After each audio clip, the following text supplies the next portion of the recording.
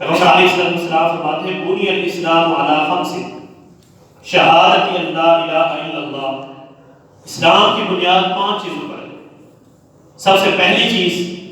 اللہ رب العالمین کی وحدانیت کا اقرار کرنا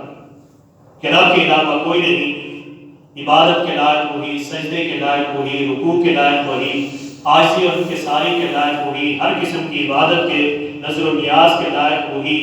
ہر چیز اسی کے پاس، ہر چیز دینے پہ قادر، لینے پہ قادر، اس کے علاوہ کوئی نہیں۔ سب سے پہلے اس بات کا اقرار، فرمایا پھر نمازوں کی پابندی، پھر زکوٰۃ دینا، حج کرنا، رمضان المبارک کے روزے رکھنا۔ فرمایا بنی الاسلام علی خمس، یہ 5 چیزیں دین اسلام کی بنیاد۔ آپ دیکھتے اگر کسی عمارت کی بنیاد صحیح نہ ہو تو عمارت صحیح نہیں ہوتی۔ اگر مسلمانوں کی بنیاد ہی صحیح نہ ہو، مثلا عقیدہ صحیح نہ ہو، نماز صحیح نہ ہو، روزہ صحیح نہ ہو، حج صحیح نہ ہو، تو اس کا مطلب یہ ہے کہ وہ مسلمان ہی صحیح نہیں۔ یہ بنیاد ہے،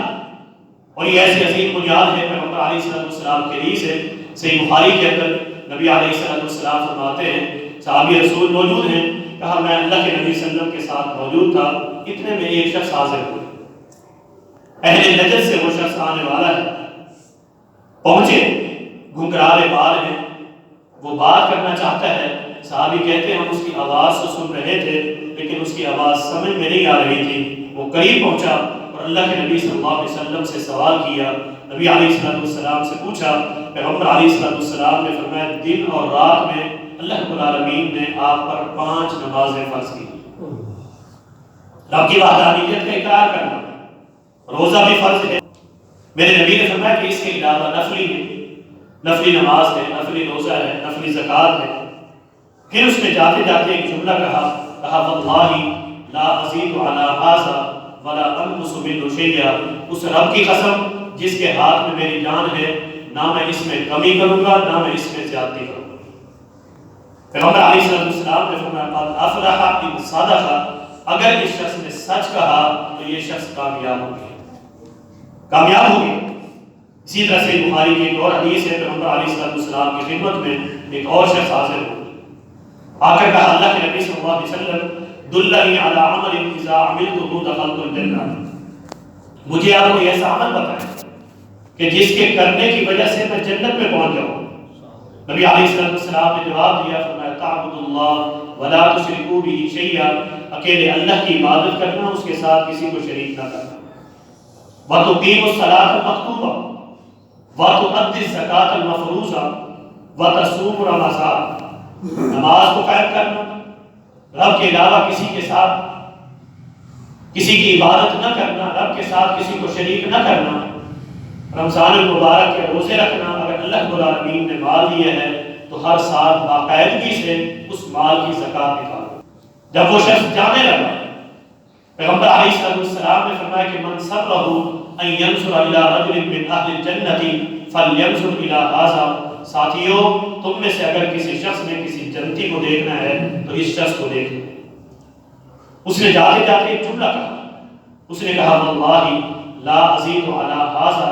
ولا انقص منہ شیئا، اس اللہ کی قسم جس کے ہاتھ میں میری جان ہے، اللہ کے نبی صلی اللہ علیہ وسلم جو آپ نے بتا دیا ہے، نہ میں اس میں کمی کروں گا نہ میں اس میں زیادتی کروں گا۔ پتہ چلا کہ دین وہ ہے کہ جس کا حکم اللہ کے نبی صلی اللہ علیہ وسلم نے، اس میں مجھے کمی کا اختیار نہیں، اس میں مجھے زیادتی کا اختیار نہیں،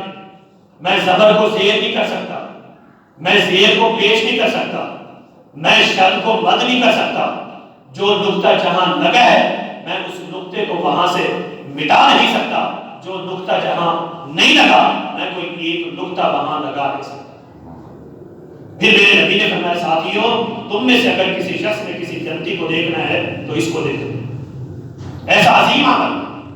اللہ کے نبی صلی اللہ علیہ وسلم کی حدیث ہے، جریر بن عبداللہ رضی اللہ تعالیٰ عنہ فرماتے ہیں، صحیح مسلم کی حدیث ہے کہ پیغمبر علیہ السلام کے پاس جو بھی بیعت کے لیے آتا سب سے پہلے کلمہ پڑھتا، نبی کا کلمہ پڑھ کے نبی کے ہاتھ پر بیعت کرتا تو پیغمبر علیہ السلام 3 باتوں کی بیعت لازمی لیتے۔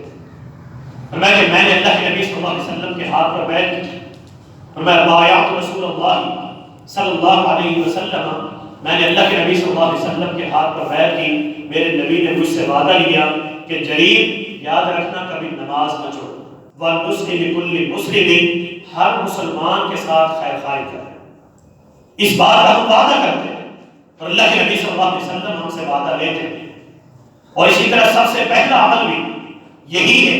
اور آخر میں بھی ام سلمہ رضی اللہ تعالیٰ فرماتی ہیں کہ اللہ کے نبی صلی اللہ علیہ وسلم نے جب یہ دنیا چھوڑی تو پیغمبر علیہ السلام کی زبان پر یہ الفاظ تھے، الصلاۃ الصلاۃ الصلاۃ وما ملکت ایمانکم، لوگوں ساتھیوں، اللہ کے نبی صلی اللہ علیہ وسلم کا کلمہ پڑھنے والوں، چاہے بہنیں ہیں چاہے بھائی ہیں، یاد رکھنا نماز کی حفاظت کرنا، اور جو تمہارے غلام ہیں تمہارے ماتحت ہیں ان کے ساتھ بھی حسن سلوک کرنا۔ اور اسی طرح حضرت علی رضی اللہ تعالیٰ عنہ فرماتے ہیں آخری الفاظ پیغمبر علیہ السلام کے یہی تھے، نماز کو ادا کرنا، غلاموں کے ساتھ حسن سلوک کرنا۔ ہم دیکھتے ہیں یہ عظیم عمل ہے، عظیم عمل ہے، اور مومنوں کی صفات میں سے سب سے بڑی اور سب سے اہم صفت ایک یہ بھی ہے کہ وہ اپنی نمازوں کی حفاظت کرتے ہیں۔ ایک ہوتا ہے ادا کرنا، ایک ہوتا ہے اس کی حفاظت کرنا، ایک ہوتا ہے آپ اپنے گھر پہ کوئی چیز رکھتے ہیں، آپ نے رکھ دی پھر آپ کو پتہ ہے کہ نہیں بھول گئے، ایک وہ چیز بھی ہے کہ جسے آپ سنبھال کے رکھتے ہیں، حفاظت سے رکھتے ہیں،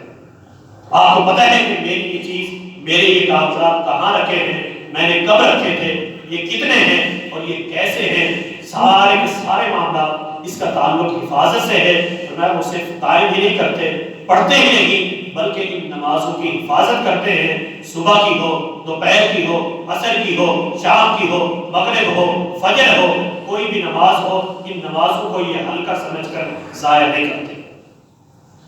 پیغمبر علیہ السلام کی حدیث ہے، فرمایا کہ اگر آپ نے